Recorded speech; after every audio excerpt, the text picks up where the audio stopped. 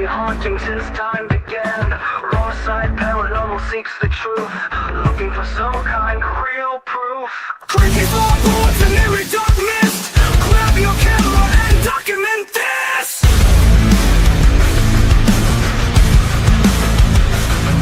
No time to run, no time to hide. We are catching all of this on the raw side.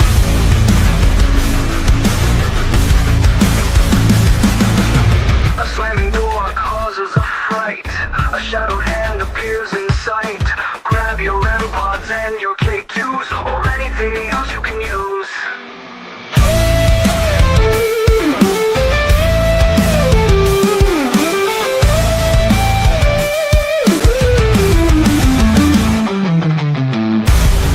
No time to run, no time to hide. We are catching all of this on the wrong side. A slamming door causes a fright. A shadowed hand appears in sight. Grab your REM pods and your K2s, or anything else you can use.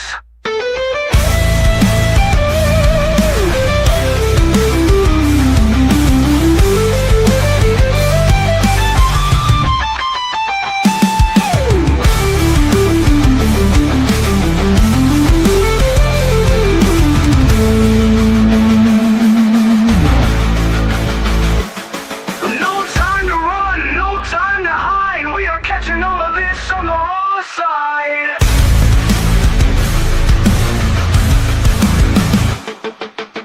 The icy air touches your neck. You feel like screaming, but you stay in check. All rising up to take the magical flight. You can't believe what's happening tonight. Don't run, don't try to hide. We are catching this all on the raw side. Don't run, don't try to hide. We are catching this all on the raw side.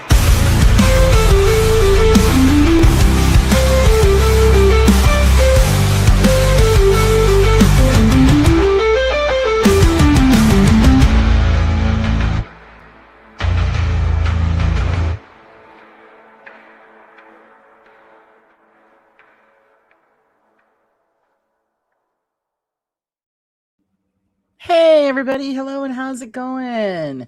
Wednesday night. Rainy, crappy here. I don't know about you all. Just to let everybody know before I say hello to everyone, my guest is having technical difficulties. His microphone's not working. So hopefully he can get it corrected and we can add him to the show. If not, we'll have to reschedule with Dan and Michelle and it just have to do it all over again if he can't figure it out. But until then, you've got me. So let's see who we have hanging out with us this Wednesday night. We've got Miss Carla. Hello, Miss Carla. Sugar Daddy Wayne's in the house. Woohoo. Hey, Rob. How's it going? Miss Steph. Fresh Steph is here. AV Stevie. Welcome, welcome. Janice. And let's see. Did I say Rob? Rob, yes. Mystic Mima. Hello. There's Miss Susan. Howdy, Miss Susan. And let's scroll on up. Miss Betty's with us. Hello, Miss Betty. How are you? Did everybody get their naps in today? I hope so. It was a napping kind of day. And let's see who's further up. That Mark's here. How's it going, Mark? I missed your adventure today, Mark. I got to go back and rewatch it. Papa's at work, but he's here. Hello there, sir. Joe F. and Vitali's in the house. All right. If I missed anybody, just give me a shout out. I try to grab everybody if I can. Dave, I don't remember if I said hello. Hello, Dave. Oh, I'm on my phone again, so it's just going to be blanket hello to everybody. Hope you're all having good, wherever you are. He's working and lurking, guys. Working and lurking. So we'll have to talk really loud so that everybody knows that Dave's got his phone on. Miss Caroline, hello, sweetie. Mr. Prism is here as well. I keep rolling on up. I think I've got everybody. Oh, I feel so sorry. Dan's having just terrible difficulties. His phone. Hey, Wiz, how's it going? Welcome. His phone just isn't letting him access the feed. So he's trying to fix it so that he can get in on here.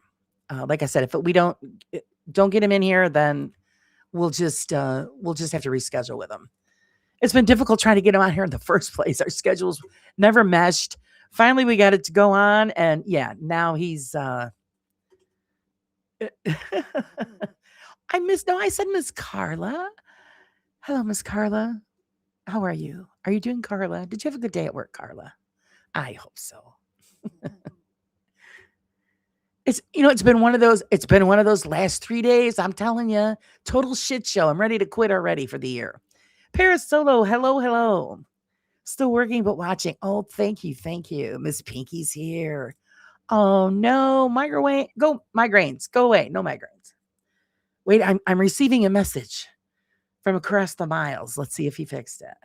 I'm still trying to figure it out. My apologies. Oh, okay. Hold on. Let me answer him. Talk amongst yourselves.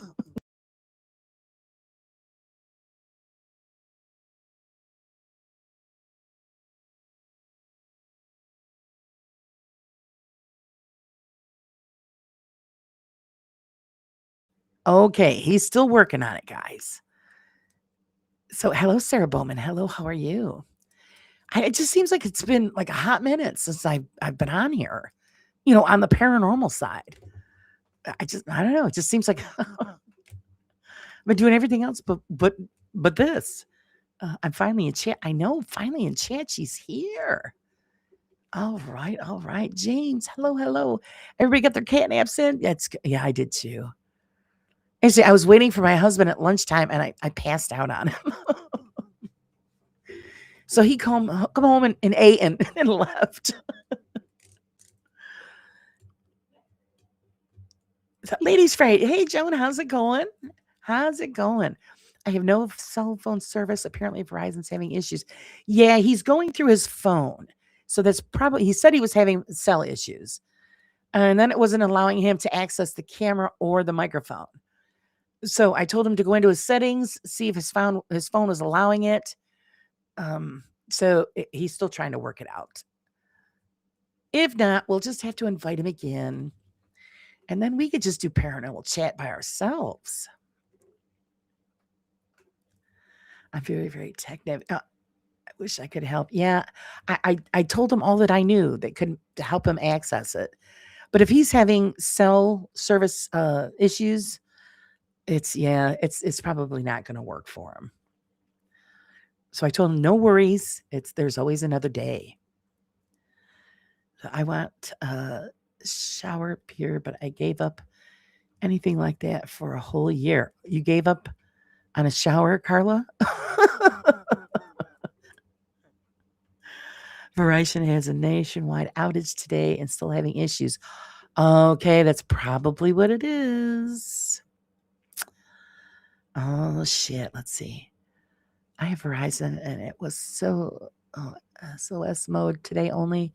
So I kept yelling out, Wilson. I didn't have any problems today. And I have Verizon, so I don't know. I don't get it. Well, the way you worded that, Carla, it was like you gave up on showers and beer. So the beer, okay. Showers, you might want to rethink that one. Might get a little ripe. She showers every day. Good for you. We know this that Carla's squeaky clean. I always get told I smell good at work. Well, that's good.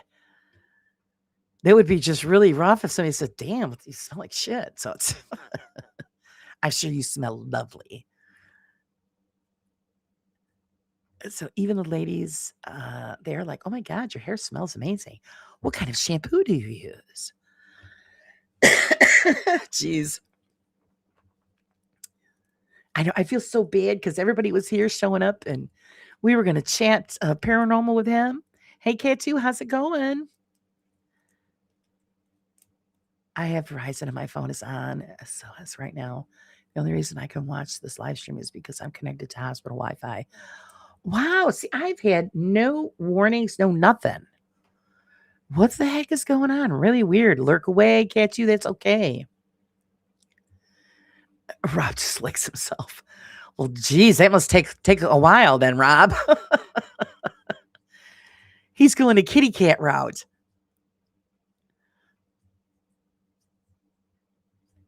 Did Cree pop in here and I didn't see her? Hi, Miss Cree. I'm looking at there she is. Yep. She is here. That's okay. I was running a little late too. My poor guest is having problems. So I'm looking at my phone and I'm looking at the screen trying to to get updates to see what's going on.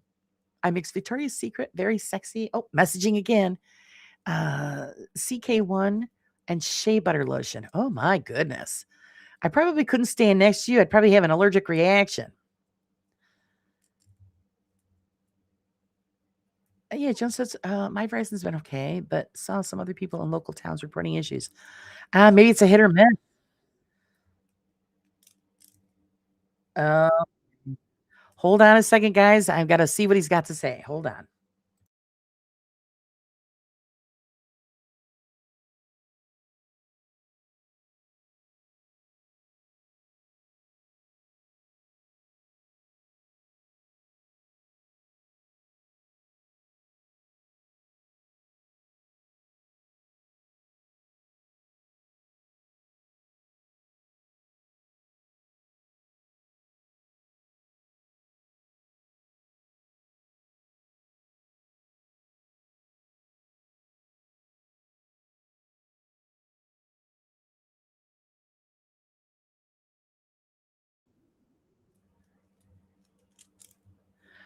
Okay, guys. Yeah, he says he doesn't know what the problem is. He's allowed all the accesses. Everything's open and ready to rock and roll, and the studio will not let him enter with a microphone. So I don't know. I don't know what the problem is. Isn't it? Doesn't it suck? I got Verizon saying they're having issues. I don't have them. So I don't know what we're going to do for him. All scenes collect to control possibilities. Watch tutorial. See, all of my stuff is on, so I don't. Oh, bummer. He says that I'm going to keep trying, but please proceed without me and please apologize to the chat. So he apologizes, guys. So he's going to do his best.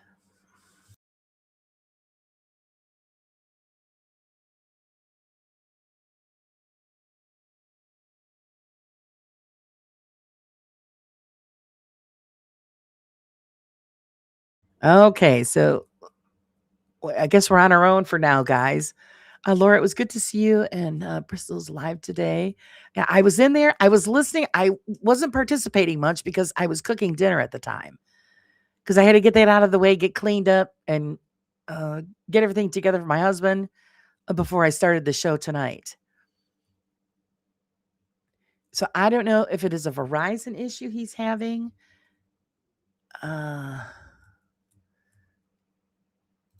Let me see. Nope, already seen that. So it's odd. I just got his message on the computer, but I just automatically got it on the phone quick. It's maybe it is a Verizon thing. It's called laptop or computer jump on it. I don't know what they have, Joe. That's the problem. I don't know if he's got. I don't know if he's got that let's see. Yeah, he's getting a notice saying access studio without mic. Huh.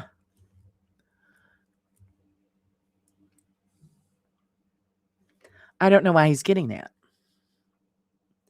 I've never run across this problem. Hello, hello, Miss Sage. We're trying to fix difficulties. If he has Discord, get him to join the voice chat and then bring him in with voice. Yeah, I don't know if he's got that either. He says when he tries to turn the mic on, the studio automatically turns it back off. Wow.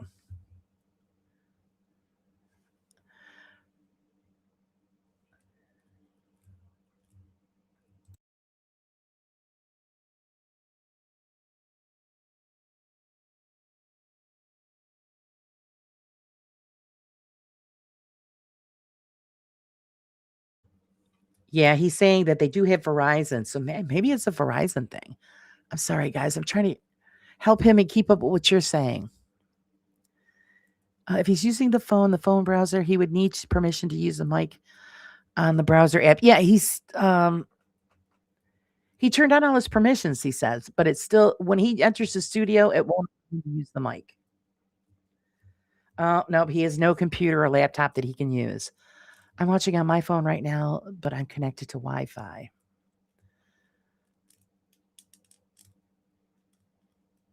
Let's see. Oh God, I don't know how to help him. Hey James, how's it going?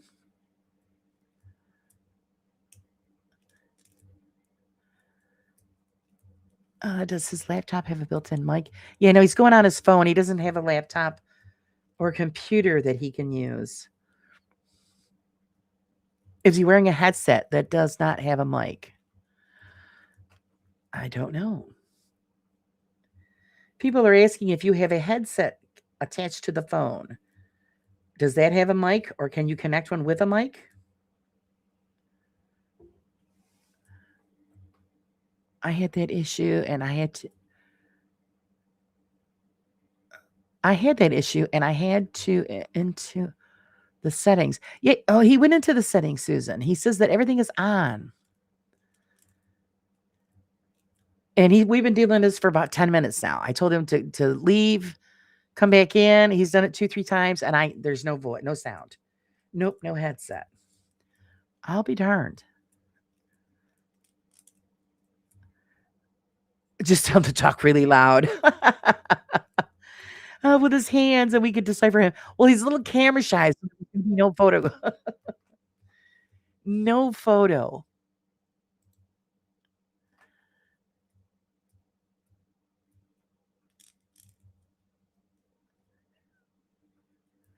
Okay, I just got a notice from Bill. Bill says that you can't fix it because he's on his phone. The phone will not allow him to access the stream. Odd.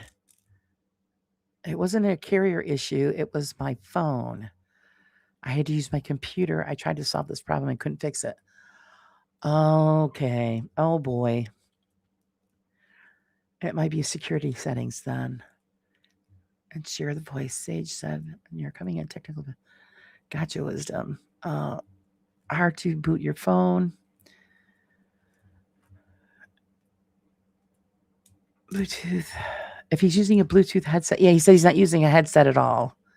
Wiz, is he living in the Stone Age as well? He doesn't have. All he's got is his phone. Oh my goodness. Okay, I'm just gonna have to let me message him and let him know what I found out. Hold on, guys.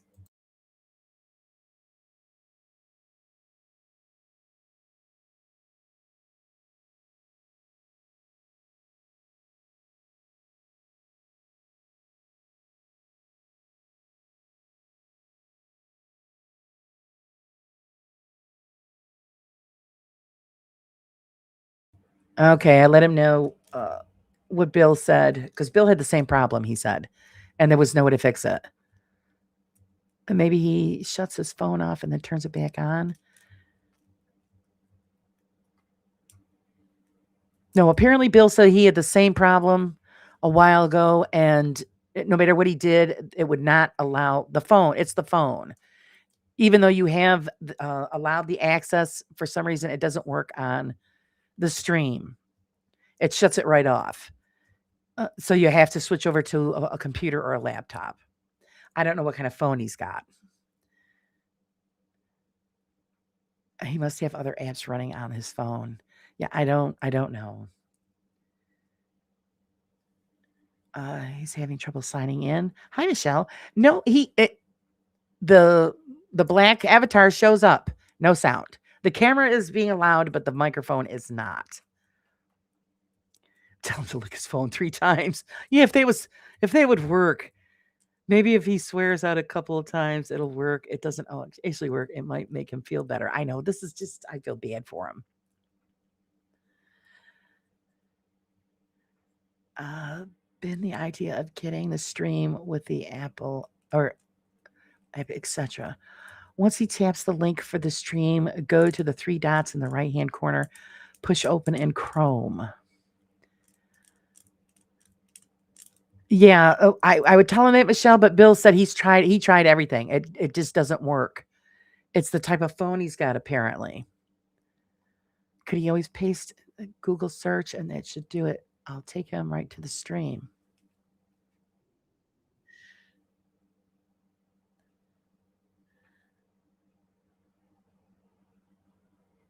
Hold on, he's messaging me.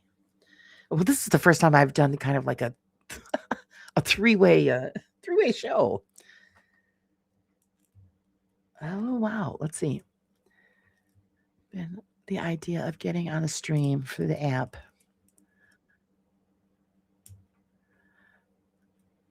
Oh, Mystic, I'm sorry you're not feeling well, sweetie, but thanks for stopping in. I hope you feel better soon. Yeah, he's trying everything. It's just not working. Oh no.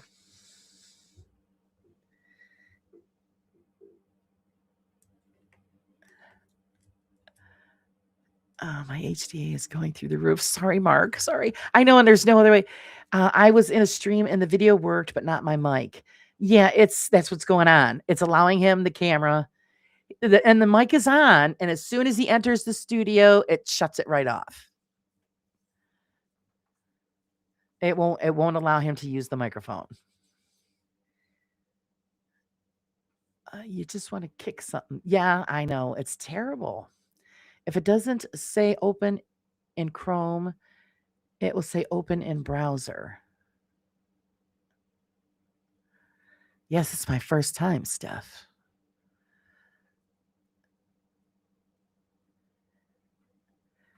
All right, let me see. Let me see what browser here he's using. Hold on.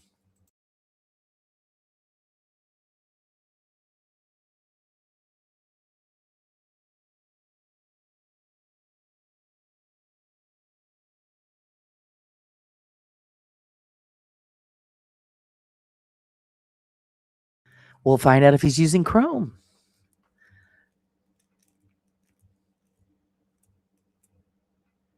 Well, this is one hell of a show. Holy crap.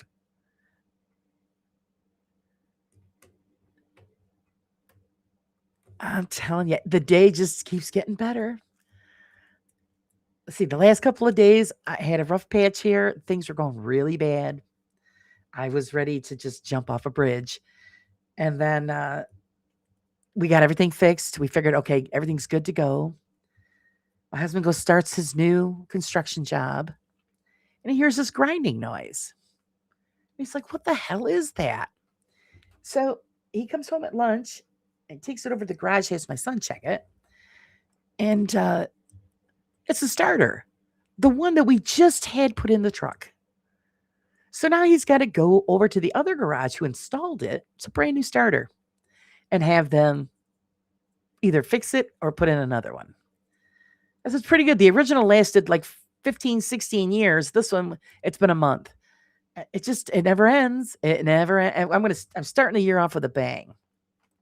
I feel like I'm a Verizon employee. I know. I don't know if he's seen the last message I sent him or not. It doesn't show that he did. Yes, the three dots, the right hand corner after you tap the link. Well, that's what I asked him. If he's in Chrome, then I'll lead him the rest of the way. I don't know what browser he's using. But Bill, did you try that? That allows you to do it on your phone. Uh-huh. See, I don't live stream from my phone. I don't just go on people's shows with the phone. Sounds like they need to shim it. Is that what you think? Because George says a grinding sound. And so I was like, well, you're taking it back to that garage. Bullshit. We just paid to have that fixed and put in there, and now it's going to give him problems. And he's working far from home. It's a long walk. So Let's see, Ross side, Laura, you are getting the speed bumps out of your way now. For the rest of the year will go smooth. I hope so. Man, I hope so. Sage, you will not believe what's been going on here. I'm telling you.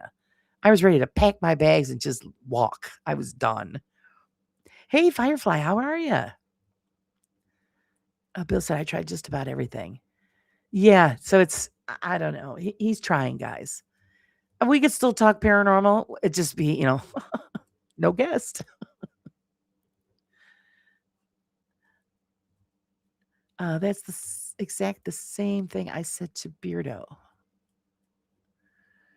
Oh, about getting the speed bumps out of the way? Yeah, because I know he's been thumped on pretty good so far. It was. It started out great, where my husband found out that he has enough construction work to last until next year. That's how many projects that he's going to be involved with. And then we had other issues after that, which really just pushed me over the edge. But we solved that. And then now today, the starter issue. I'm thinking, oh, what's going to come tomorrow? What the hell, man? So hopefully this is the last thing. And because I'm done. I already told, I was telling Steph. So that's it. I'm packing the bags. I'm heading up on the mountain. I might be back. I might not. I don't know. This is the only block of ice I could find. Poor Pinky. I need a cool cryptid, ghost, or UFO story for inspiration. Anyone have any suggestions? What evil phone demon is possessing his phone? I don't know. Laura will ask you questions if you relate to him, get his answers, and then you could tell us. Fixed it. Oh, God. See, but that's the whole point of having a guest where I don't have to do all the talking. I just let them run with it. So anybody got a good cryptid, ghost, or UFO story? Mr. Prism needs inspiration. Here we go. James says, why did the ghost cross the road? To get to the other side.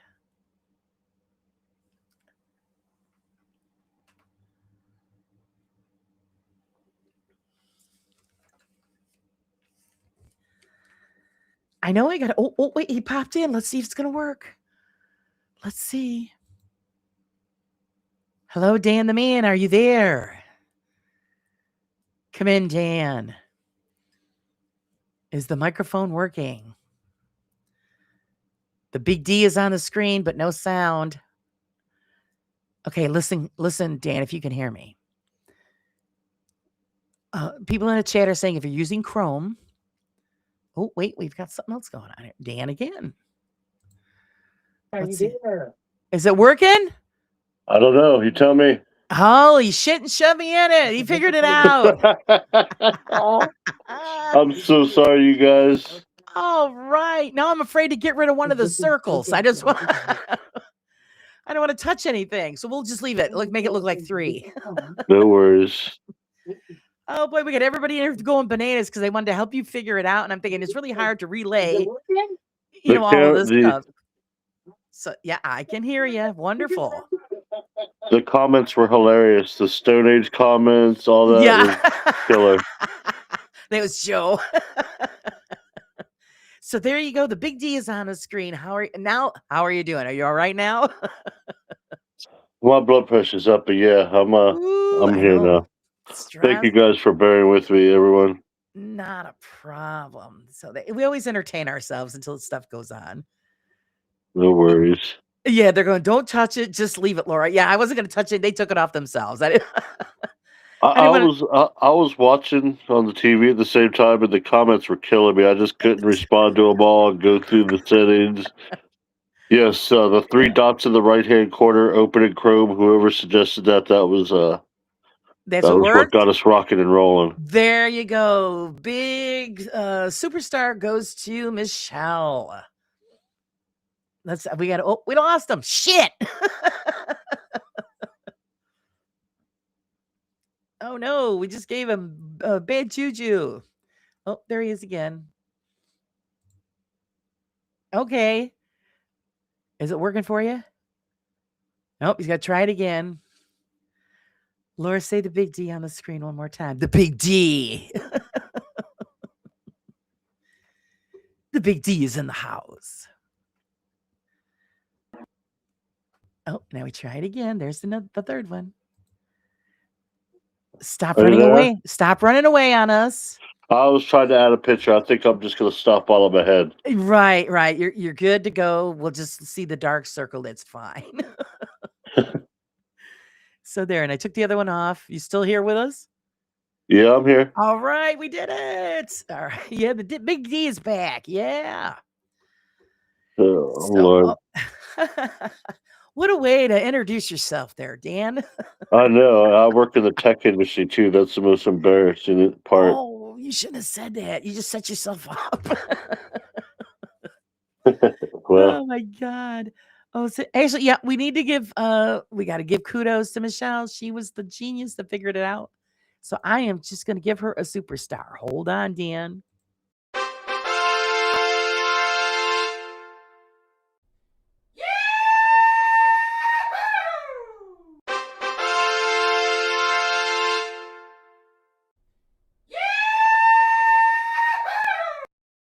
There you go, sweetie. You deserve that. Yee-hoo! yeah, that sounds like family reunion. Isn't that hilarious? I know poor Mark from Haunted Truth. He was going nuts. He's going, oh my God, tell him to go here so I can talk him through it.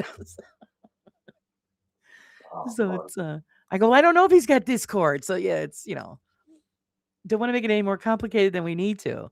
Right? So everybody, welcome Dan. He's from M Paranormal. And we finally got him on the show.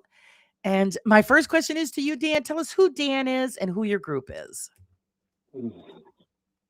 Dan is a ruggedly handsome male, lead investigator at D&M Paranormal.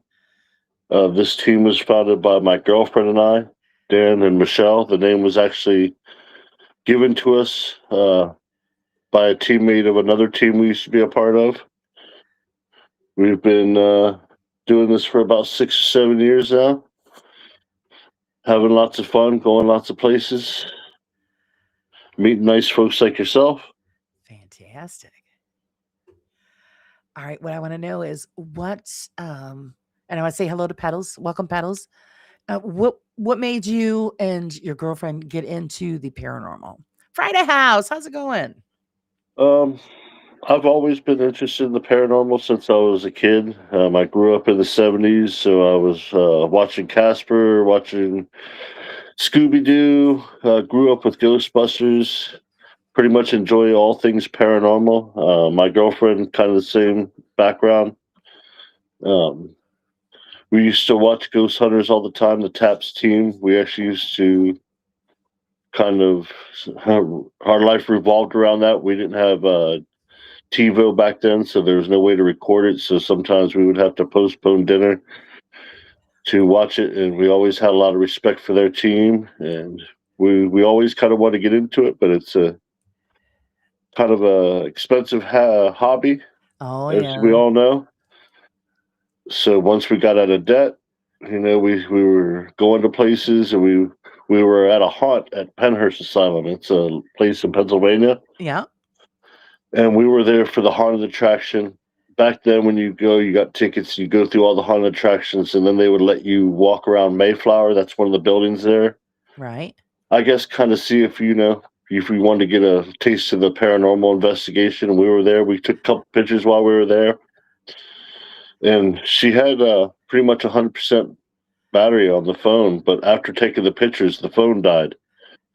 And we got back to the hotel later that night, charged up the phone, and started looking through some of the pictures. And one of the pictures, there was an orb following me out of the room.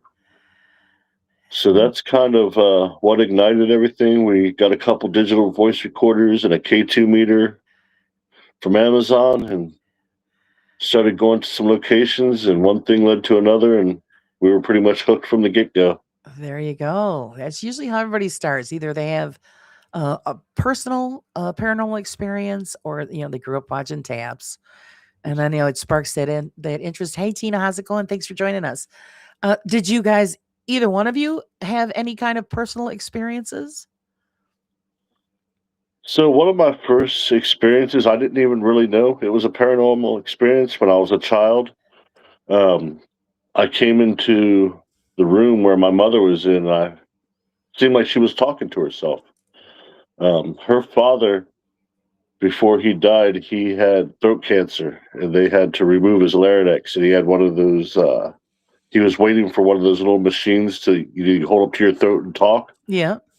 And prior to that, before he was able to get that, they established like a way to communicate over the phone with taps.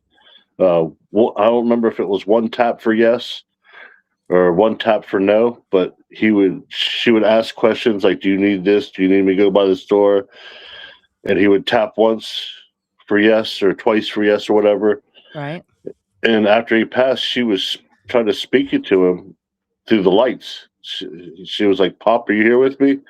The lights would blink. Have you been here with us the whole time? The lights would blink. She would just ask these questions. I never really, I was too young to understand. I was only like 3 or 4 at the time. Right. But when I grew up and started watching shows and started getting into the paranormal, I could see that, spirits could interact through devices. And I went back and talked to her about it. And yeah, that's what was going on. She thought that she was communicating with her father, that he would stop by from time to time, I guess, to check on her or check on us. Right. That's amazing. Steph, we'll ask you your personal experiences once you come on the show. Uh-huh. Uh-huh. I'm sorry to hear that, Friday. Cancer is actually the demon that does exist in the world. It's just a horrible thing for people to go through. As far as Michelle, had she ever had any personal experiences? She did.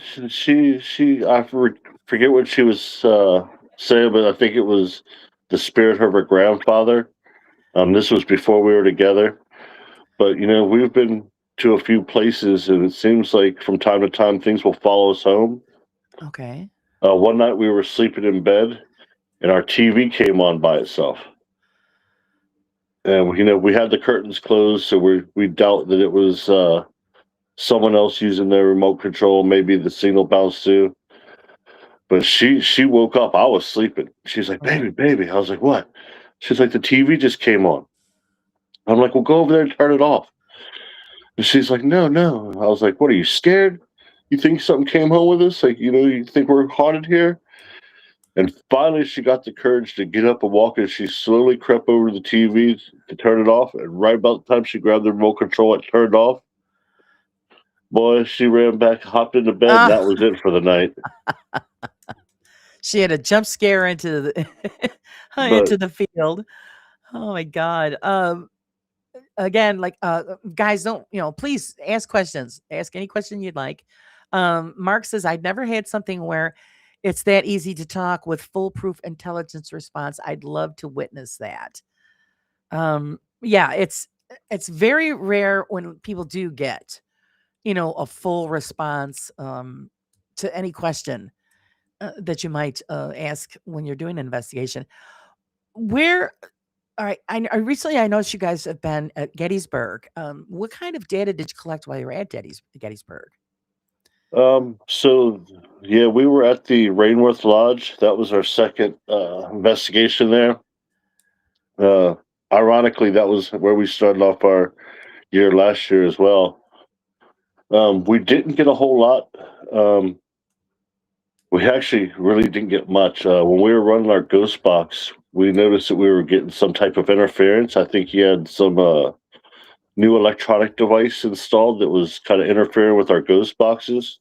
Oh, But I mean, as far as that trip, it was mostly a wash. I think we may have got one EVP, but it was so light. Like I wouldn't. We don't like to boost our evidence. Like we try right. to get it raw. So if we can't hear it with our own ears in real time or over the recording, uh, we usually don't like. Some people will upload their stuff into Audacity and clarify things and run filters, and we've done that before. But we kind of like the evidence to stand on its own 2 feet. So unfortunately, that last investigation, we didn't get much at all. We did hear some disembodied voices, but we weren't able to capture anything. I think we may have gotten a few ghost box responses, but honestly, I haven't done much review lately. Right. We've been concentrating on doing more investigating and hitting more places, so we have a mountain of stuff to go through. So Right. Yeah, that's it's all collecting up. Yep, he said raw. You do it raw. That's the way I like it. Um, as far as equipment, explain to us what kind of equipment you use. How much confidence do you have in that equipment? Because there's a lot of people that don't like equipment, but then you either love it or you hate it. And how do you find that it helps you out during an investigation? it's good to approach everything with a skeptical approach. A lot of the equipment that's in the field, I don't personally. I'm not going to say I don't think it doesn't work, but there's too many things that can affect it, and you can't really guarantee you're in a location with no interference of any type, or you know what I mean, like that. Right. So we do focus basically on ghost box communication. We have ghost box from a variety of builders. Um, our favorite boxes are Fent boxes. Those seem to produce the most. We have a number of those, but we really only really use one or two. Our Civil War box seems to work better than all the rest. Right. Other than that, we do a lot of EVP. Um, I believe EVP is the purest form because there really is no device. You're just getting responses through the air. You're Okay. not like using a ghost box. You're not using a REM pod, Right. K2, or what have you.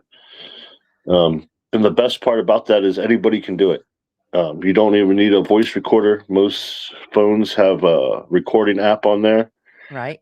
And if you take it out and you're in a quiet environment, it can be your house, it could be a graveyard, it could be day, it could be night, and just hit record and start asking questions and leaving, 10 to 20 seconds in between each question for a response and then go back and review. You can either Right. plug in headphones. We like to use a external speaker or a Bluetooth speaker. Right. Good night, Mr. Prism. Thanks for joining us. Hope you sleep well. Friday House, who's actually our technical wizard, has a question for you. He wants to know EVP recorders, digital or tape? Um, we have both. We have primarily concentrated on digital. I haven't seen a huge difference between the two. I know different recorders pick up different frequency ranges, so I think that has more to do with it than the digital or the analog, rather. Right. Yeah, I think that, well, yeah, because I use digital as well, but I found that when I use tape, you get a better sound.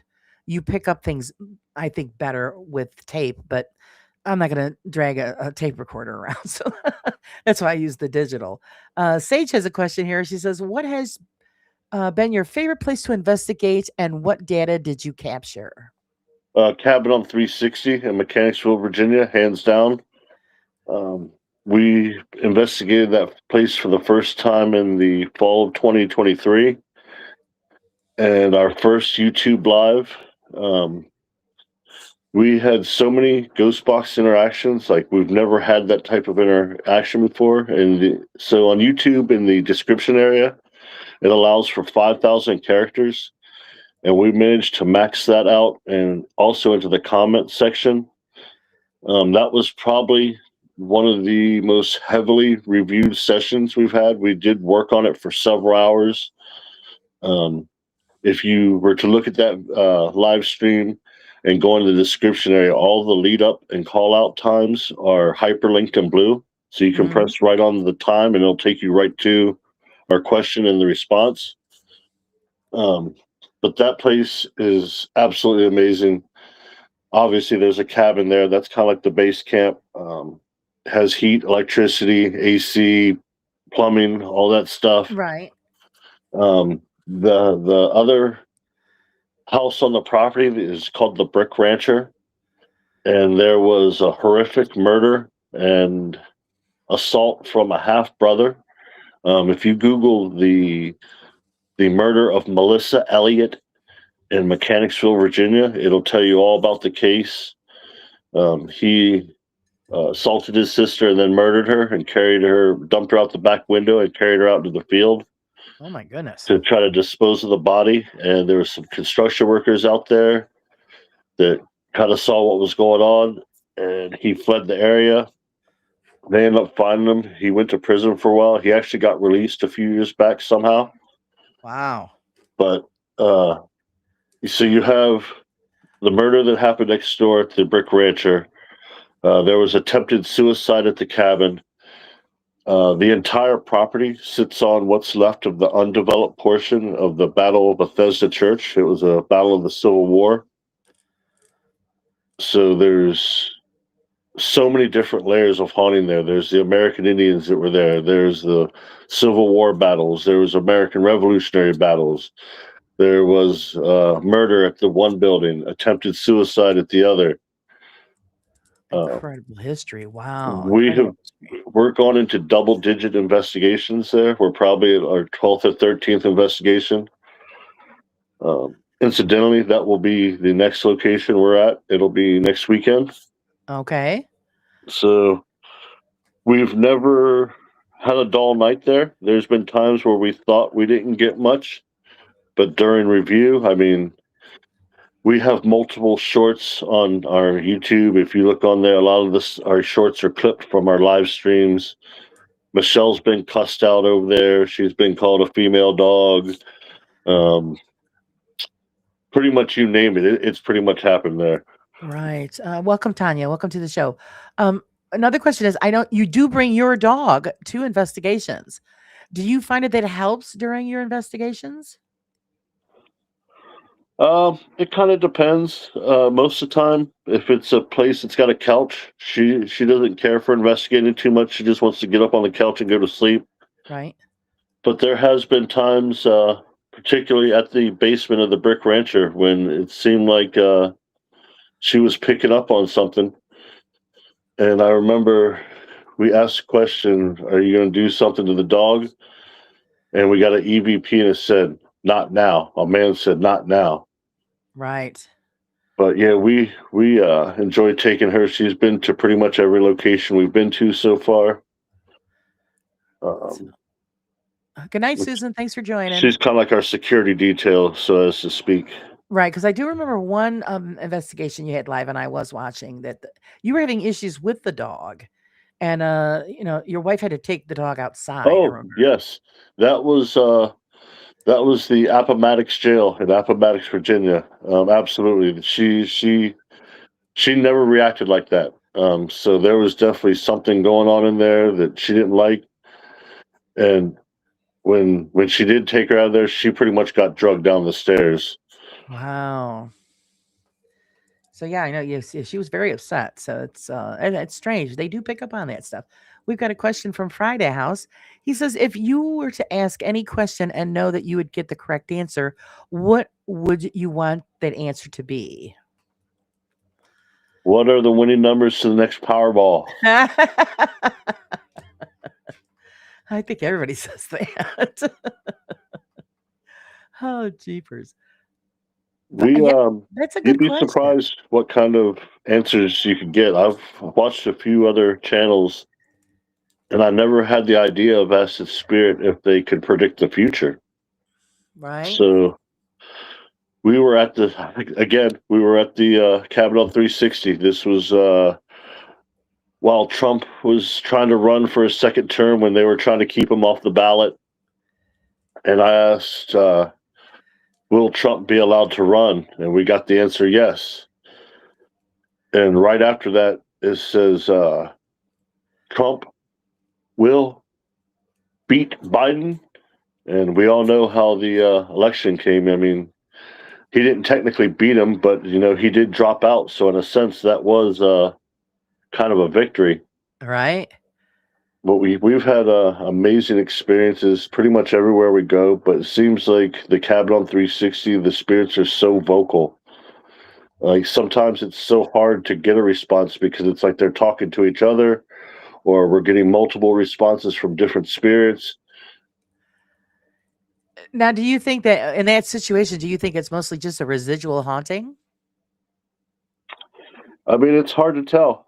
I think some of it is residual, but I think whenever you ask a question and you get a response, you kind of have to give that, mark that down as an intelligent um, response. So I would Response. say no, not everything is residual there. Okay. Actually, we've got a couple people here, and they're talking about.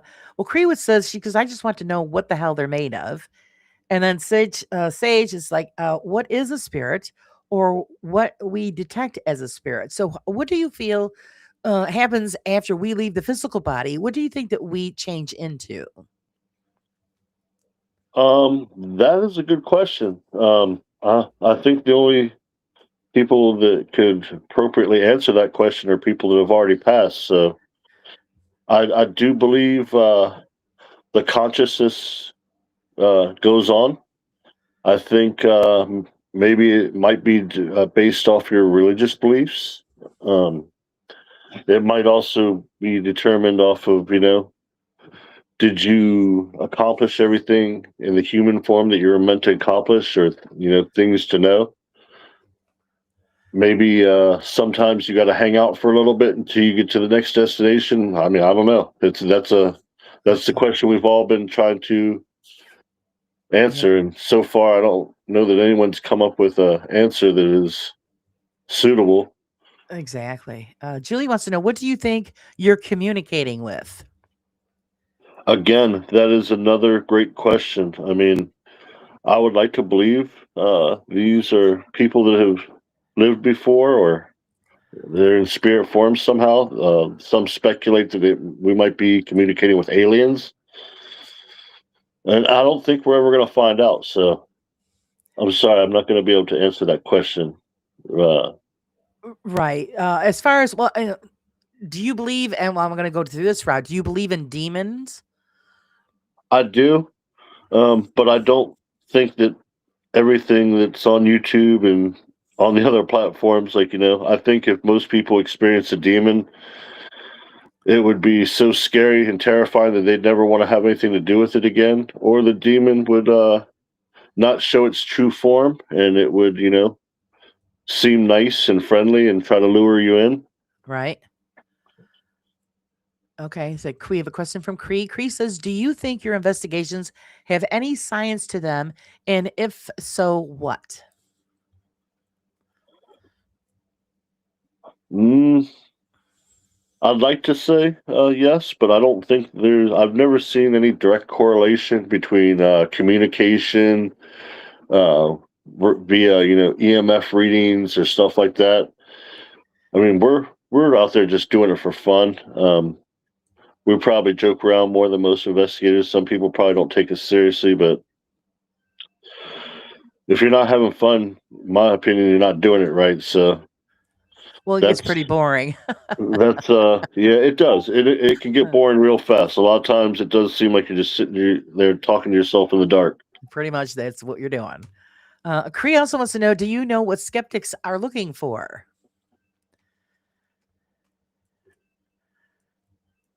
No, I mean, I think a lot of the people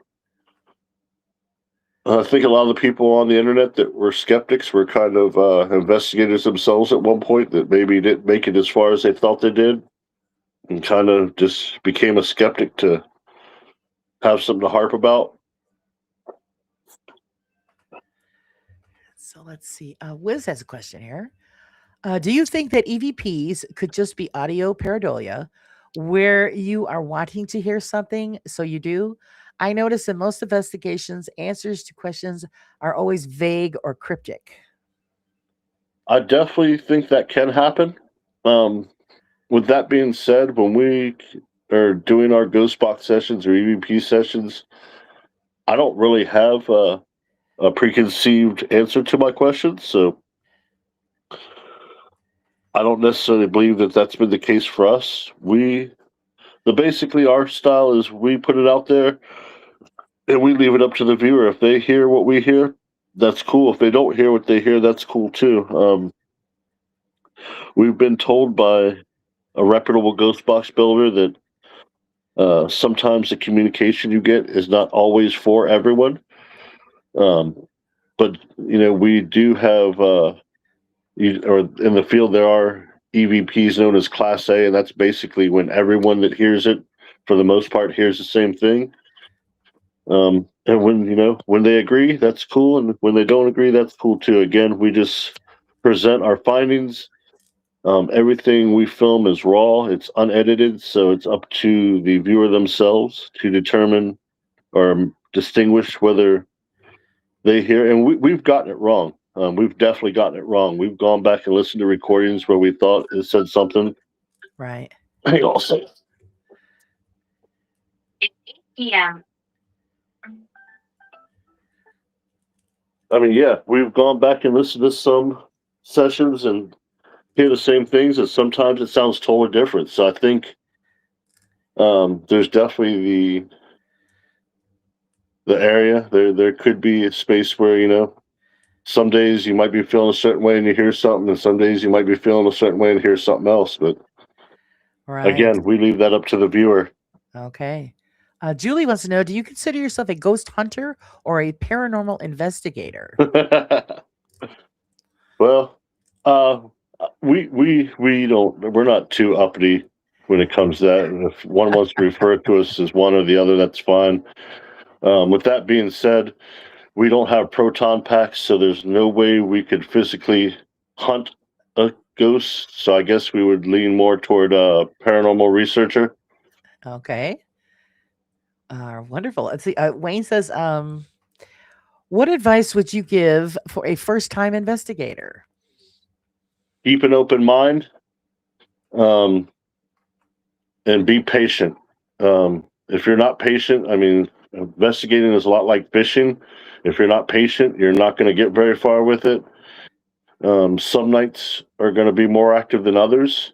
Some nights there's literally going to be nothing that happens. But if you try hard, if you don't try at all, you're going to obviously miss 100% of the chance swings you don't take. But yeah, just be patient. Don't believe everything you see on TV. I would basically stick with spirit communication via ghost box, spirit box, or digital voice recorder, and have fun. I mean, if you be polite, if you go into a place and be polite and ask questions, you're probably going to get answers, whether you hear it in real time or during review. There you go. Hi, Janice. Welcome, welcome. Oh, yeah. So it's as far as when you're doing investigations, do you debunk as you're going along, or do you try to figure it out after the fact? Both. Depending on what it is, we may try to stop and debunk. Sometimes we may debunk and have the rest of the group keep going to keep the investigation going.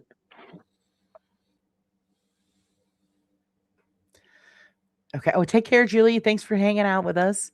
Now, if you would take some of your the data that you have collected, because I know you say to go to many places many times, and hopefully you do record and write down the data that you collected from each session that you've been there. Have you noticed any correlation between your notes every time that you go to that repeated investigation? I'm not entirely sure that I understand the question. We don't. What I'm saying is, okay, like say, all right, you're going to like Gettysburg, you go to this one building and you collect all of your data and you have it written down and recorded so that when you go back the next time, then you have stuff going on again. And do you compare the two and see if any of that is pretty much like this happened at this time in this place? And does it match up between the two investigations?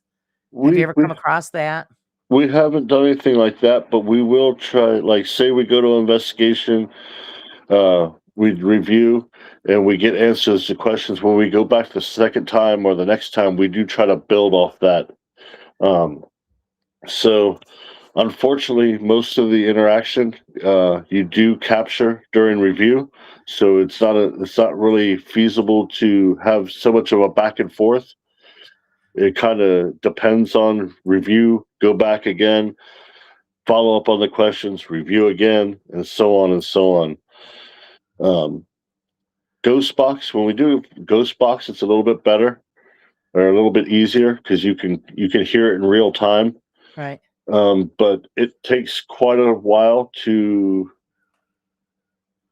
learn how to listen to it, if that makes any sense. Like, Right. To determine, yeah, I understand. You're trying to determine what is interference and might actually be a response. well, no, I mean, like, so we're talking, we're having a back and forth conversation. Like, hey, who are you? I'm Dan. Hi, nice to meet you, Dan. So that's like a normal cadence.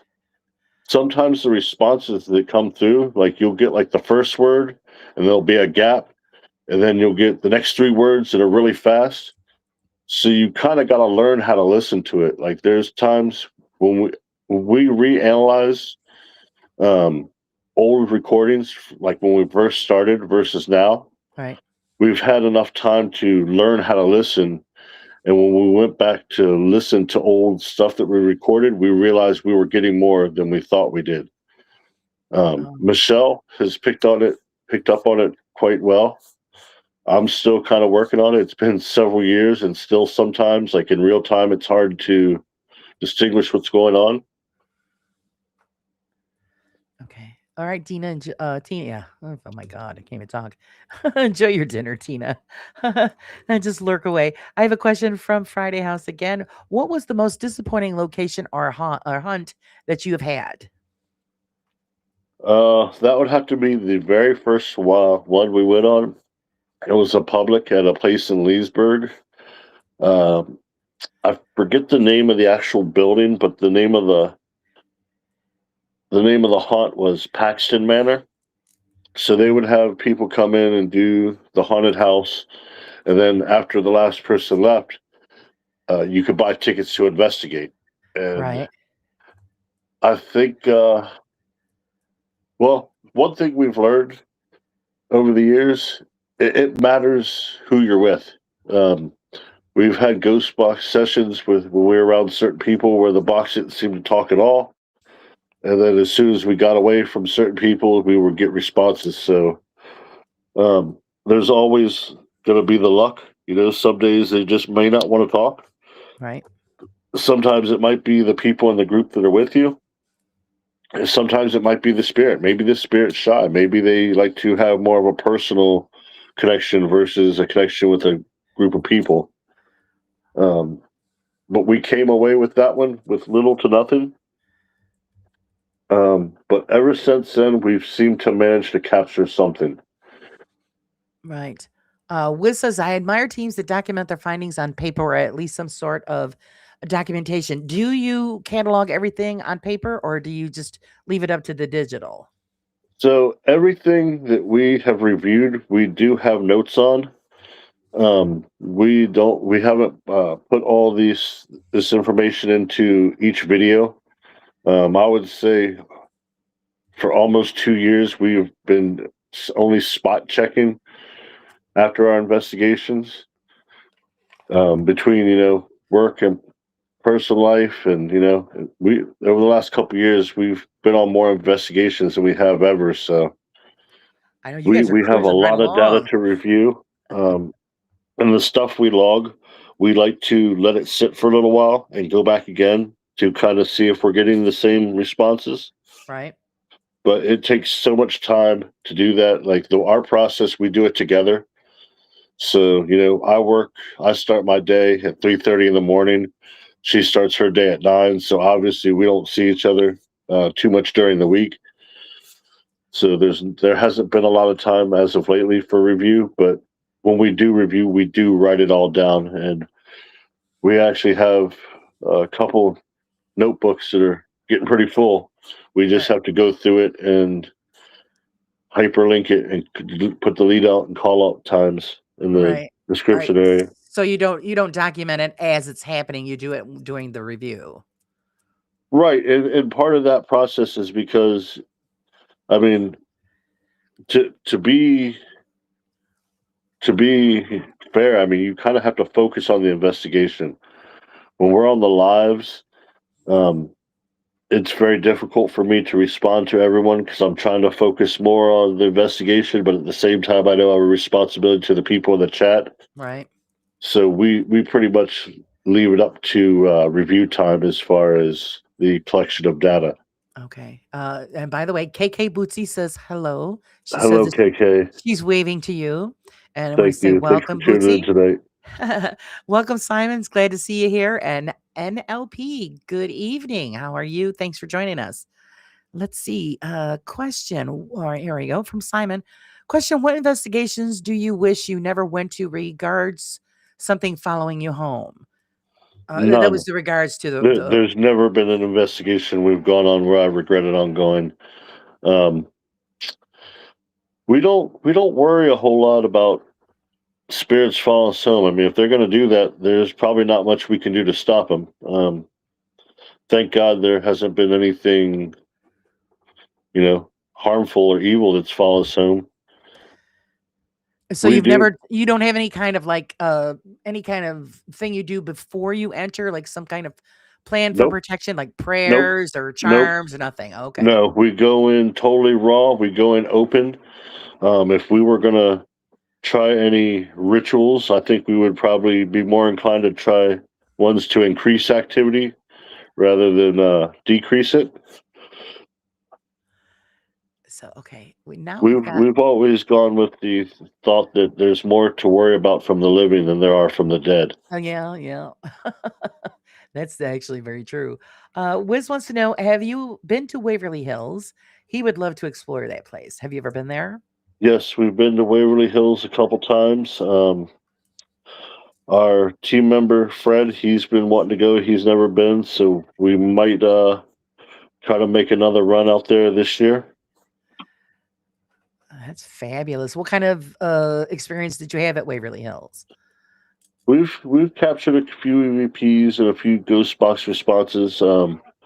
It hasn't been one of the more active locations for us. But with that being said, just because it wasn't active for us doesn't mean that it wouldn't be active for someone else. That's just kind of the way the cookie crumbles. You can't really force spirit to interact. You kind of just got to take what you can get. Right. A lot of times, if you're patient and you take a respectful approach, a lot of times I feel like you'll get some kind of interaction. Right. Friday wants to know how many say having a skeptic about will keep the spirits away. What about the times where a skeptic has a paranormal encounter themselves? Any ideas on how that might work? I have no idea myself.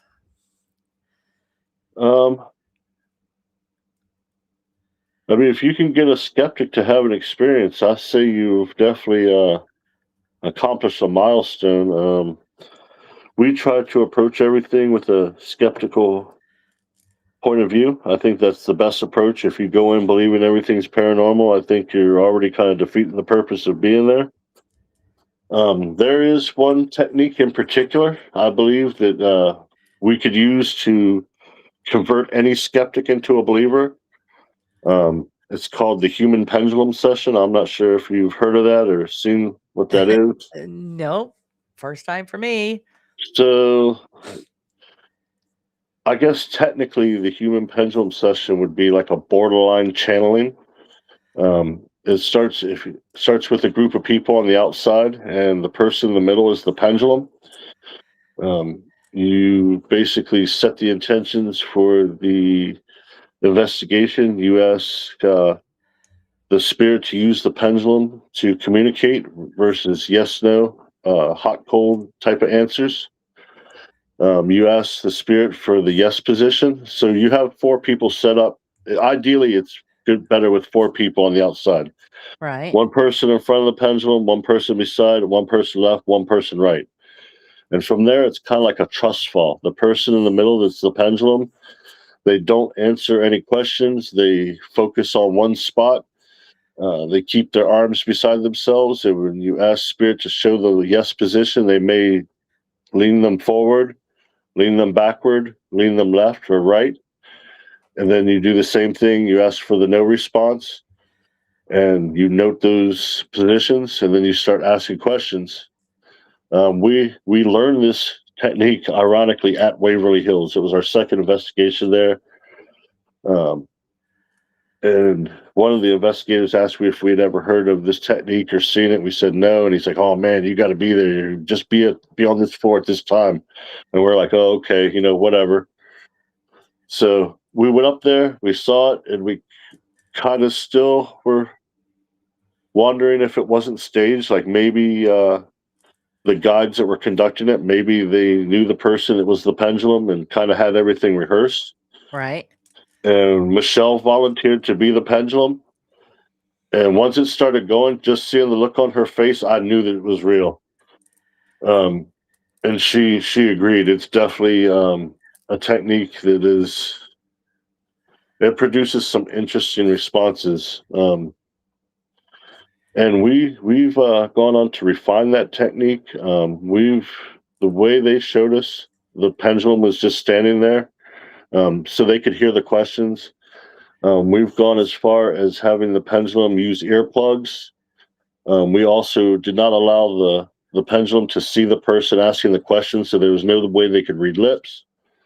And we also ran our ghost box during these sessions, and we were getting answers through the pendulum and through the ghost box verbally that lined up.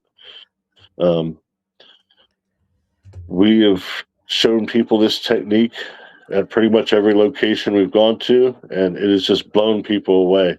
Wow. We have videos of it. If you care to see it, just go into the video section and look for anything that says human pendulum at whatever location. Yeah, we'll have to check that out. I've never seen anybody do that.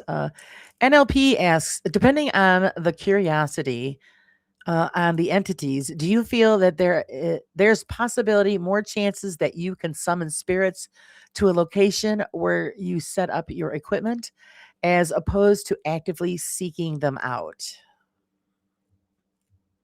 That's a good question.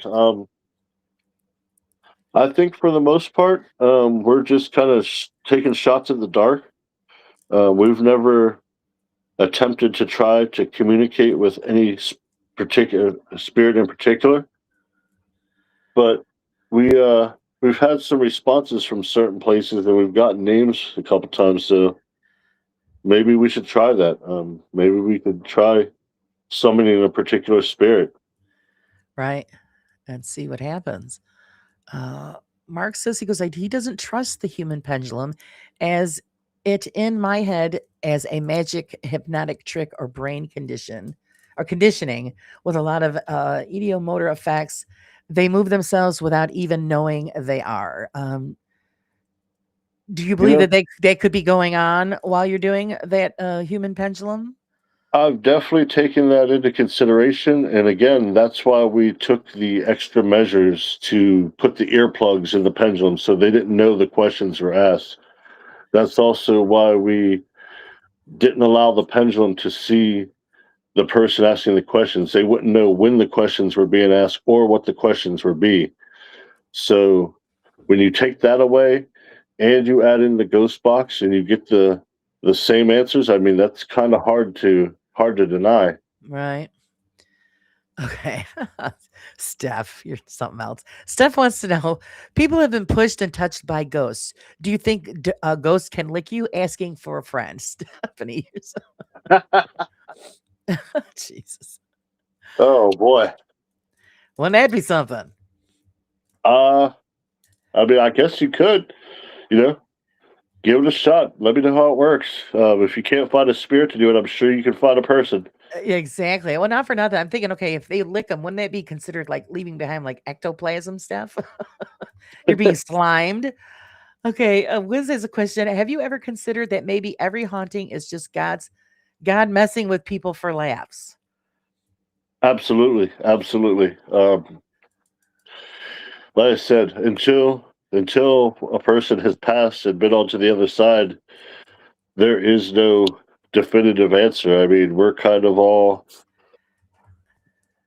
taking the same approach and hoping for a different outcome, I suppose. I mean, I don't know who's answering. I don't know if it's aliens. I don't know if it's God. I don't know if it's demons. Um, some people even projected or suggested that it could be our own thoughts that are somehow coming through in the radio waves. So who knows? Anyone's opinion is as good or better than mine. All right, wonderful. Do you think that a spirit has a time limit on this plane? Again, I don't know. That's something we have speculated about. That's kind of going back to the thought of, have you accomplished everything you were meant to accomplish? Did you learn everything you were meant to learn on Earth? I mean, and like I said, until we're dead, we're not going to be able to answer that question definitively. Right. And of course, a lot of people, I mean, you feel that, yeah, we probably won't find those answers until. It's a pseudoscience at best. I mean, I don't think I don't think we're ever going to really know the answer until we cross over. I mean, I don't think we're meant to know everything. What is actually the best EVP that you've ever captured? Wow. Oh man, that's a tough one. We've gotten a few. Um,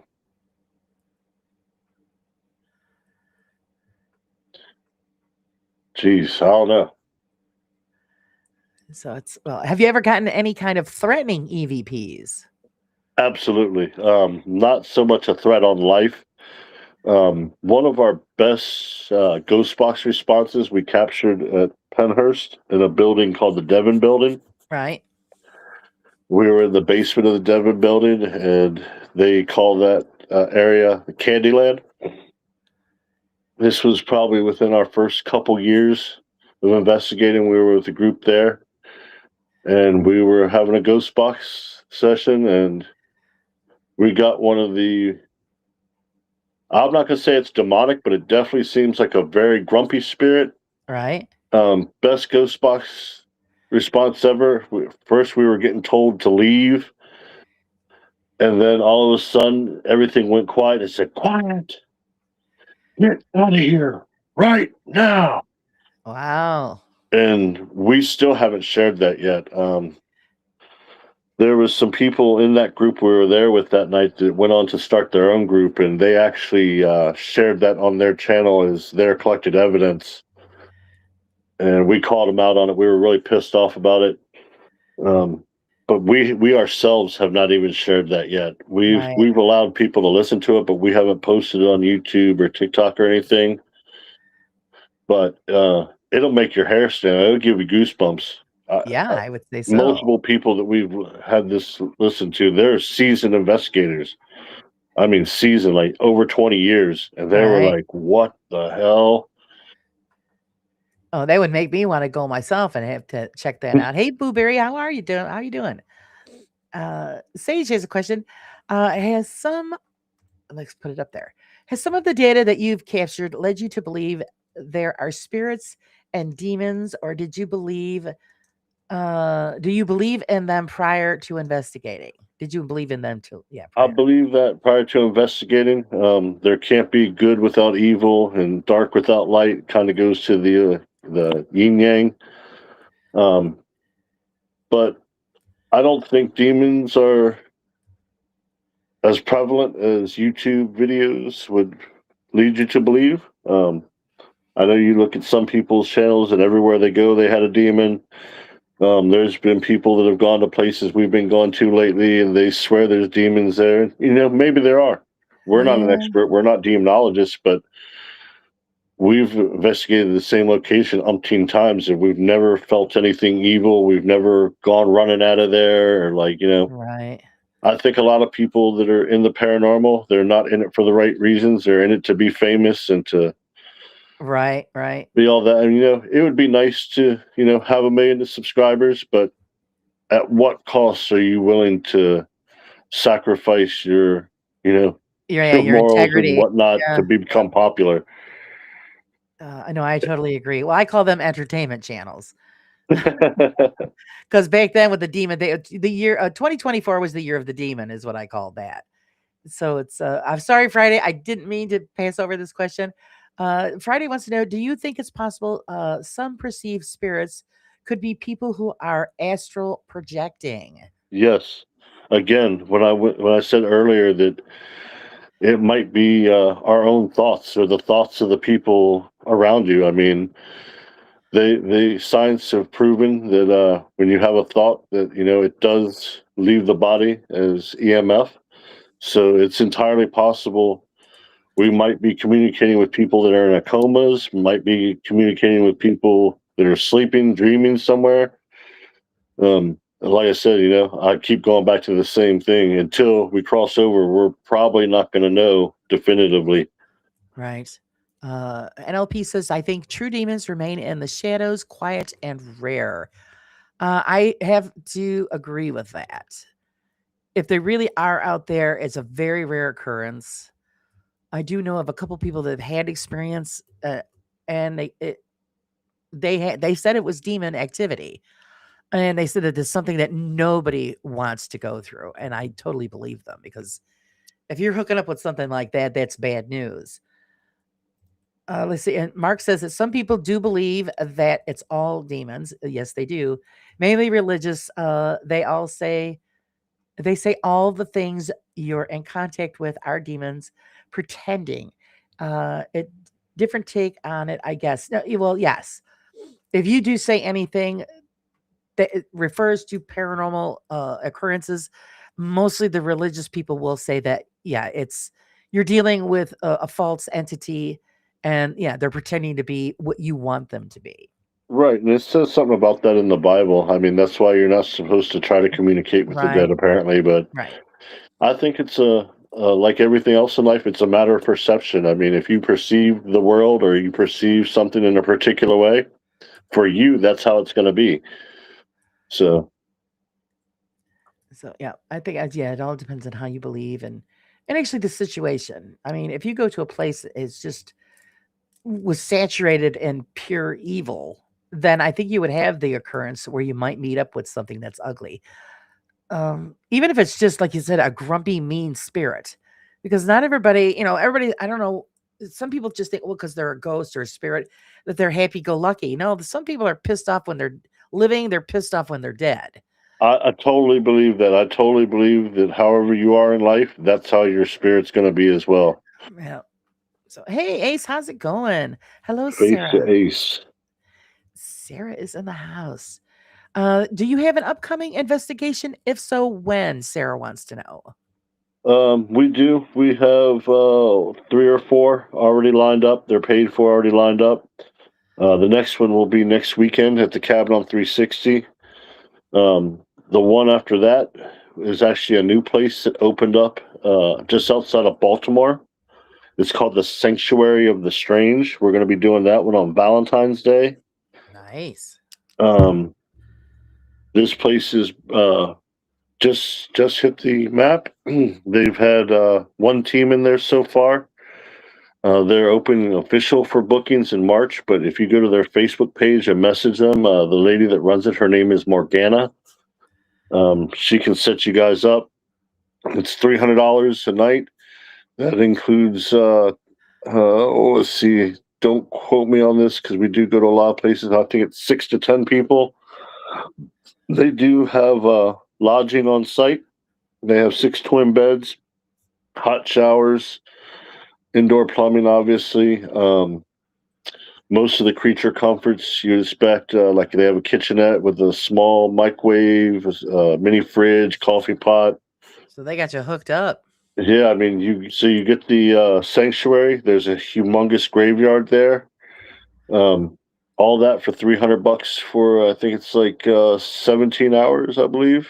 Well, I guess that's not too bad. I'm sorry, 16 hours. It's 7 p.m. till 11 the next day. Oh, okay. That's not too bad. And actually, I just have to say that NLP, you just set off a deja vu moment for me, talking to Steph. So something's going to happen, but I don't know what just quite yet.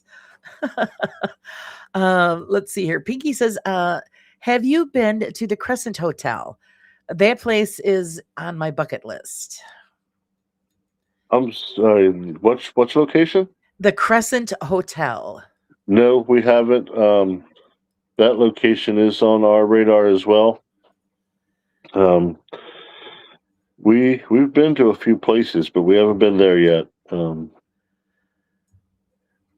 So they're yeah, just gonna have to add it to the list there. Sage says, I sometimes wonder if we somehow manifest a spirit, whether it be our energy combined with mood or something else. That's another thing I've thought about. It's pretty popular in the paranormal community to actually manifest a spirit. Yes. Um, I can't say it's impossible. I can't say that we've ever done that. If we have, we didn't notice at the time, but I think that's entirely possible. Yeah, I've heard of many of occurrences where that has happened, where you've people suffering from extreme depression or anger can manifest things happening. It's really interesting how that happens. Yeah, I think that's related with poltergeist activity. Yeah, yeah. Good night, Betty. Thanks for joining us. I hope you had a good time. Look forward to seeing you soon. Okay, let's see. Anybody else have any more questions for Dan the Man?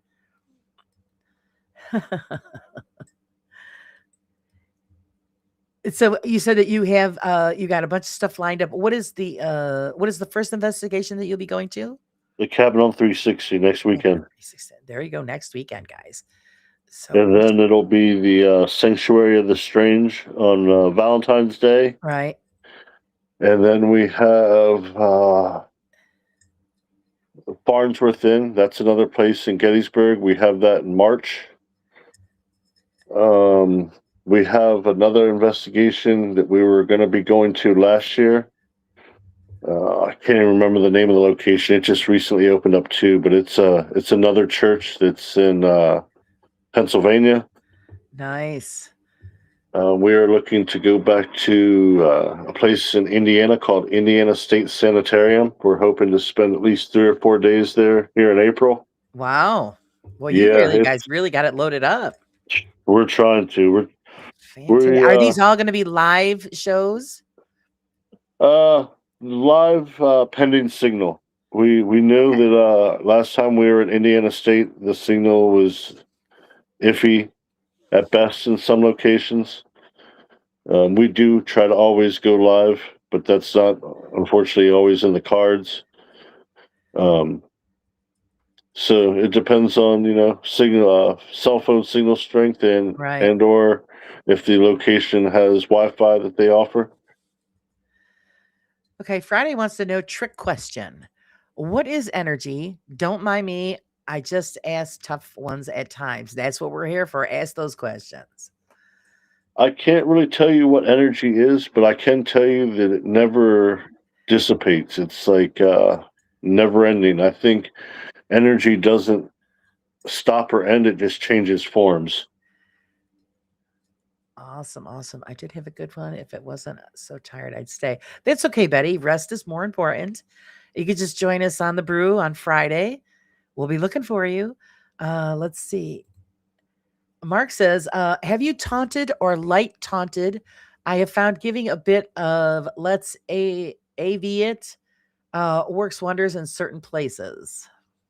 Yes, I do believe that there is a place for taunting, or what's the other word they use? God, there's another word they use for that. But yes, the short answer is yes. Right.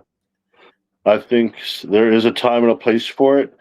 And I think there's a certain spirit type to kind of go with. If you're communicating with a child or a woman or something like that, obviously you want to go tread lightly and be respectful. But when you're dealing with something that may be a little darker and or grumpy, yeah, I would torment them and kind of taunt them. Right. Oh no, I just totally lost what I was going to ask you. Shit. Provoking, that's what they call it. Provoking. Provoking. Yes. Yes, you're right. Let's see. L or NLP says, "Do you find spirits seem to have a snarky attitude, especially in EVPs?" At the cabin on 360, absolutely. They love to cuss there. They love to be rude to men and women. Um, and if honestly, when I cross over, I probably would probably be more like that type of spirit, messing with people. So there you go. See here, there, Friday saying that energy is matter's ability to do work. It is a property of matter, and all matter can be converted into energy and vice versa. E equals MC2 is the proof. So yeah, you want to know anything about that? Always ask Friday. Oh boy. Let's see. Geez, I hate it because I totally forgot what I was going to ask you. That Totally happens. just left my head, and I can't remember what the heck I was going to ask you. That happens to me all the time during ghost box Ah. sessions or EVP sessions. Yeah, you get like a really good question, and then I got distracted, and that's it. Poof, gone. So let's see if I can remember by looking at what everybody's saying in the chat. Let's see here. Friday stat stat making my brain hurt. Yeah, oh come on now. Friday's making you think, Steph. That's what it's all about. Oh man, I can't. Oh, as far as jeez, what was the question? Do you guys ever use the Estes method when you're on investigations? And what kind of results have you gotten from that? We have never used the Estes method. Okay. Um, and again, we approach everything from a skeptical point of view.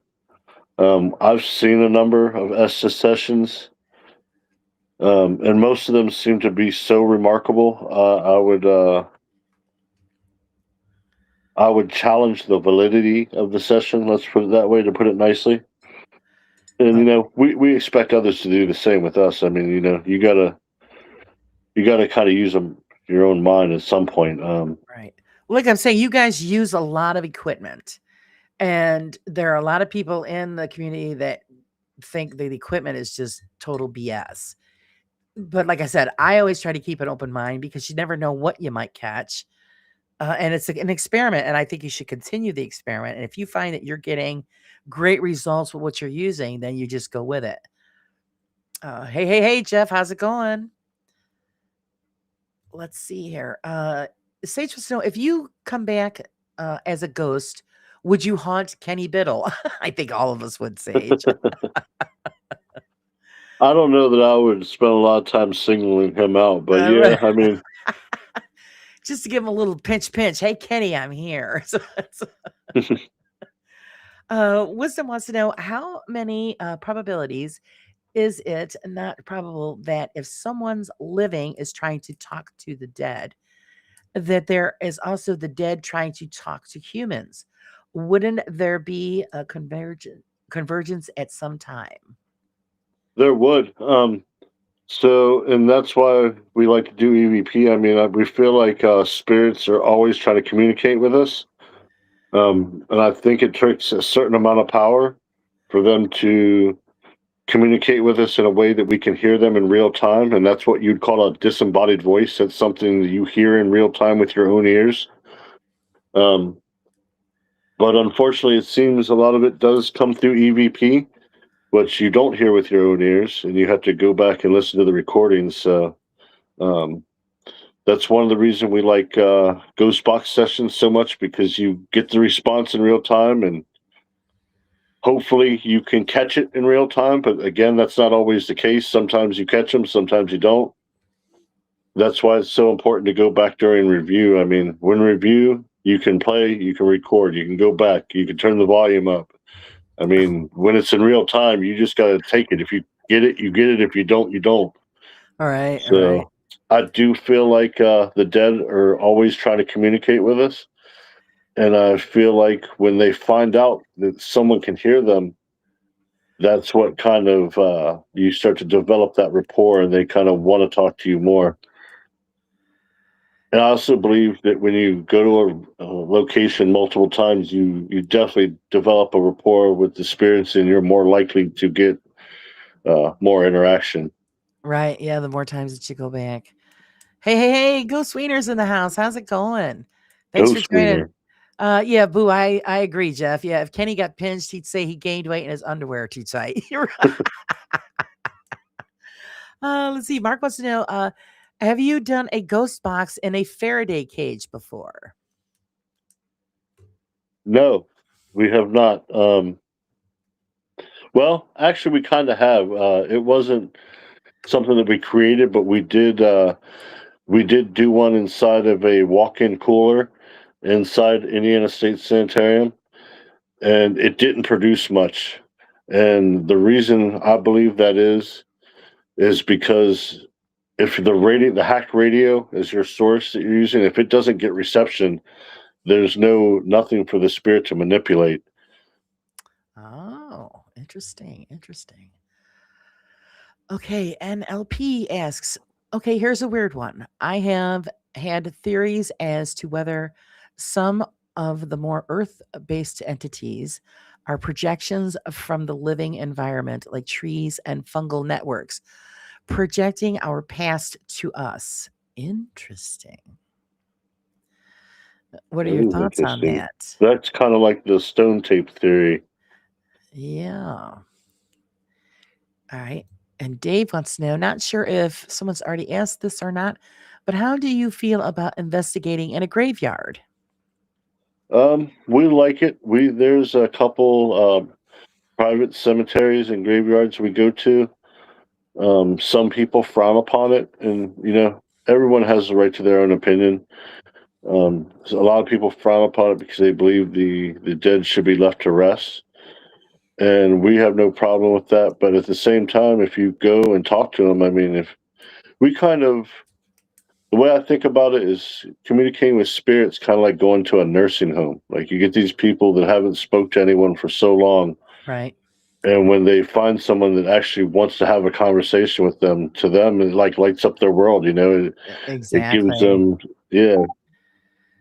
Yes, because I most of my work is cemetery work now. As far as I don't do much residential anymore, or abandoned because I'm too old to run. But it's I look at it that way too, is that I'm visiting people who have been forgotten. And Um, if they ask us to leave, we'll leave them alone. right. Yeah. Always be very respectful. Yes. So yeah, I know. Well, because there's a lot of people that go into cemeteries and they'll do provoking, and they're not very kind or they're destructive, and they're going in there with bad intention. Where the most of us that do primarily, you know, do cemetery work, it's a totally different. It is. It's like going to a nursing home and you're visiting the forgotten and unwanted. Or it's. I've never there's had a bad experience. neither have we. And there's one pretty close to our house that it's a family, privately owned family graveyard, and it seems like it's mostly forgotten. And every time we go there, like we'll bring yard equipment to rake up the leaves, cut the briars back. Like Right. we don't go there and just take. We're going there and giving something back too. We're cleaning up their environment, and that's the way it should be. It That's shouldn't be fantastic. all take, take, take. You should give something back. Right. And I Yeah. believe that's part of the reason why we have good luck at that location, because they know that we respect them. They know that we're just there to talk. What is the best data that you've collected from that space? From which one? The graveyard that I'm The referring to? graveyard. Yeah. Yep. Um, so the graveyard that we're talking about, I don't really want to say where it is, but there's two families that live there or that are buried there. One of them is the founder of the county we live in, and we've looked up through records if they were related to other families in the area, and we were able to get a response that they knew the residents from another nearby uh, privately owned cemetery. Okay, let's see. Dave wants to know the craziest thing that's ever happened on an investigation. Okay. So when we started our YouTube channel back in 2023, our very first video at the bottom of the video tab, um, ironically, it's a pendulum session. We were in the tunnels at Indiana State Sanitarium in Indiana. We were at the very pretty much dead end of this tunnel. Um, we were conducting, again, this was right in the beginning of our investigating. We were probably in our second or third year. The other investigators we were with were very seasoned, 15, 16 years. One of them, actually, two of them are guides at Penhurst Asylum. Okay. So we're at the back of the tunnels, and we were doing the human pendulum session. Excuse me, I had an infrared handy cam strapped to my head. I was the back of the pendulum, like the outside. My girlfriend was in the middle, and when you watch the video, you can see the other investigators. They start to hear something coming down the tunnel, or sense something coming down the tunnel. I had my Mel meter set up behind us with the REM pod feature on, and it was quiet. It was at the baseline green, and we're doing this session. All of a sudden, this energy just bum rushes us, and it came up right behind me and stopped directly behind me. It scared the shit out of everyone. I was scared too, but everyone else broke the circle, and we're kind of like, "What the hell? Like, what's going on?" The one guy that was with us, he's trained martial artist in several uh, different styles. You can see him like going to like draw a sword, like a muscle memory. Right. And I was like, guys, get back in here. And I got everyone in there and closed the circle down. The REM pod started going crazy behind us. Um, and yeah, that was one of the craziest things that ever happened. We call it the paranormal bum rush. Okay. Yeah, I guess Again, so. again, that video is at the very bottom. It's the first video on the video tab. Um, it hasn't gotten a lot of reviews, but I think that's some of our best captured evidence. Okay. I think you can see the people's reactions, like the scare is real. It Right. definitely wasn't something that was staged, and that's part of the reason why we want to go back to that place. It's so super active. Every portion of that property is active. Oh, amazing. Now I remember the question I was going to ask you. During any investigation, have anyone experienced ever being touched or scratched or injured in any way? Yes. Um, so on one of our very first investigations at Trans Allegheny Lunatic Asylum, it was during COVID, and obviously everybody was masked up. We were using the masks that have the plastic vents that allows you to inhale Yep. Yep. or exhale, but not inhale through it. Yep. And I definitely felt something come up and tap on one of those little vents. We were having an investigation one time at Moundsville Penitentiary in West Virginia. My girlfriend was wearing a hoodie. She had her hood up, and during one of our sessions, she felt something blow on the back of her neck. Oh, okay. So yeah, that was definitely, yeah, that's actually, I've only been touched once, I can actually say. And that was just recently. Usually, yeah, I haven't had anything more than that, but it's definitely a great experience. It is. It is something that you'll never forget. Let's see. And right now they're trying to attempt an exorcism in the chat. You're gonna need more than spray for Steph. She's gonna have to be dunked. She's gonna have to have a dunking, Jeff. So get the pool out. Um, does anybody else have any other questions? Burn, baby, burn. Yeah. Steph's such a bad girl. Bad girl. Does Steph need the naughty button? We can Uh, work with that. yeah, yeah. Do we but we do have holy water from Notre Dame. Okay, so he's hooked up. So so if there's no more questions, actually we're gonna ask you what the future is for D&M, and you could tell everybody where they can find you. And if one of the mods could please put their link in the chat so that people can click on that and do their thing. The future D&M, we're definitely going to get after them. We're going to try to investigate as many places as possible. Our teammates have just recently, one of them is retired, the other one is semi-retired, so that's opened up a lot of freedom for them.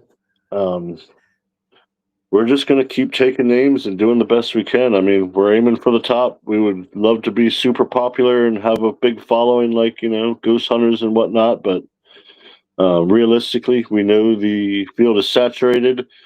Um, a lot of the people that watch the content are also the people that are creating the content. So sometimes the folks in the field don't always give you as much support as they probably could. I don't think they realize that supporting someone else is not going to hurt them. But it's ultra competitive. It's cutthroat.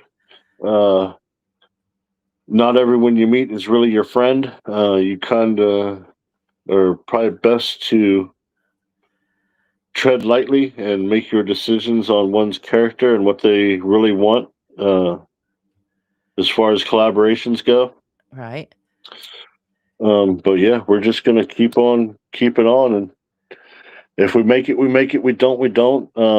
I think everyone would like to have some sort of notoriety, and we're not any different from that. But at the same time, we kind of see how things go. So we love the supporters we do have. We love each and one of our viewers. If any of you guys are still watching and you're not already subscribed to Raw, please do so. Please share their channel, share what they do here. They always have good guests on. There's always very creative questions, and the chat can get sideways. I always enjoy that. Yeah, it's fantastic. But yeah.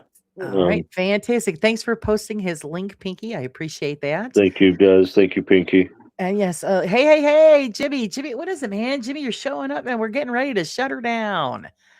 Jimmy's looking for to see where we are. We're all supposed to be under his blankets. Sorry, Jim, we're busy. Yes, guys, please go over, check out D&M Paranormal. I don't remember. I think I forgot to put the link in the description, but Piggy did post it. Go check them out. Very interesting stuff. Looking forward to the new stuff coming down the pike. And it was a pleasure having you on. Thank God you worked out the bugs. Oh, thank God, right? And we will look forward to having you on again. And as always, guys, just remember to hit the like, subscribe, all of the bells and whistles from YouTube, so that they know that we're doing something that you like. And until next time, remember, guys, always live life a little bit on the raw side. Until then, guys, we'll see you later. Thank